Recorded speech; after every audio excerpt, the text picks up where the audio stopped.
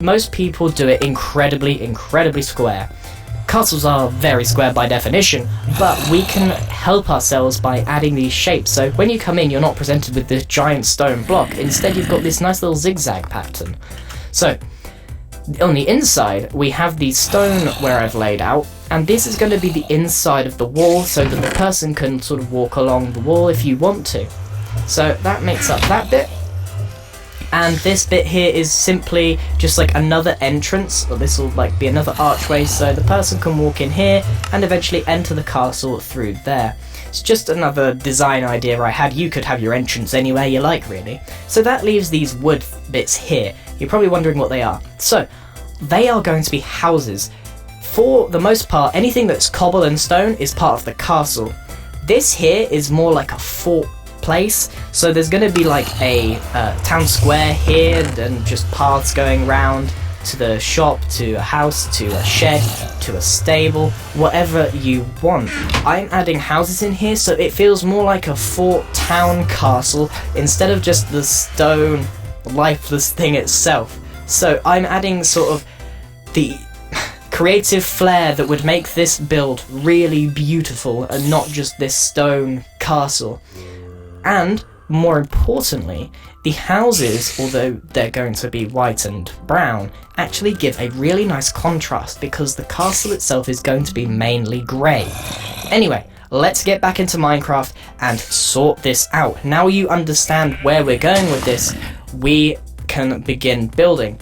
And we're going to, in this first episode, build this bit here at the front, because this is going to define the style. So now I'm going to work on the first bit. Sorry that took so long to explain, but planning is really important when doing a big build, because you could start and mess up and it can get really messy. Anyway, so I'm now going to work on this bit here, one corner, because then I can copy paste it to all the other sides. Now, having said that, hopefully you have access to World Edit, because I do not envy you if you do not. So let me just stop here for a second and explain that this here is going to define the rest of the build. What I build right now is the style that I have to keep consistent for the rest of the build. Okay, so now I'm going to make sure that I am happy with it. I'm very much so just going with the flow. I have, in my mind, come up with this idea of a very grey fortress. So I'm obviously going to be using stone, cobblestone and stone brick, but I will be adding more contrast colours later. So my main defining feature in my fortress is this frame that I have made out of stone, but every 2 blocks I've made an intermittent little ledge made of stone as well. And I'm going to detail it as I sort of see fit at the time. I'm sort of just making up a random pattern, nothing over the top. The main thing about this is that I have that stone frame with a stone brick backing. Anything I then do is just detail and isn't actually part of the finalized style. So, what I'm trying to get right here is the shape. It's very important.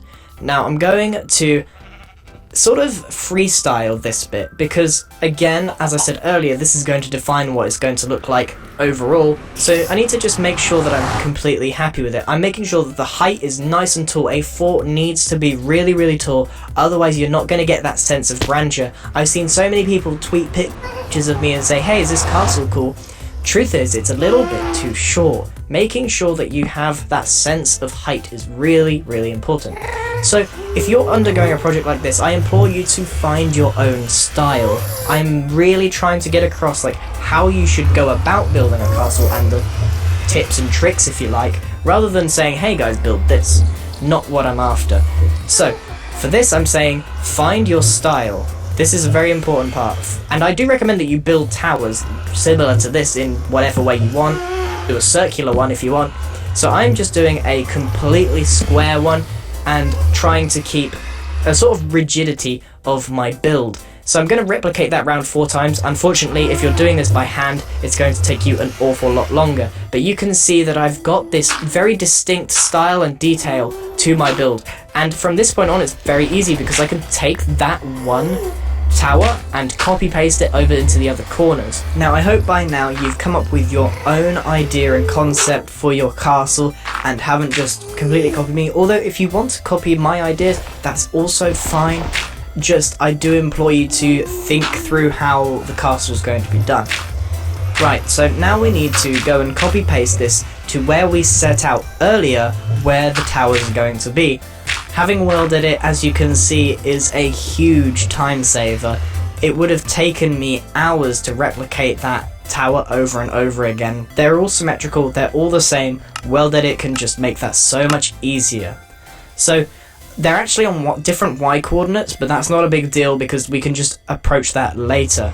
So you may have been wondering, why did I just spam cobblestone at the bottom? That's because I was aware of the fact that it was uneven terrain, and that cobblestone can just make it look like it's a foundation level, and I can just add cobblestone all around where that tower is missing some stuff, where it reaches the uneven terrain, and it actually works rather well.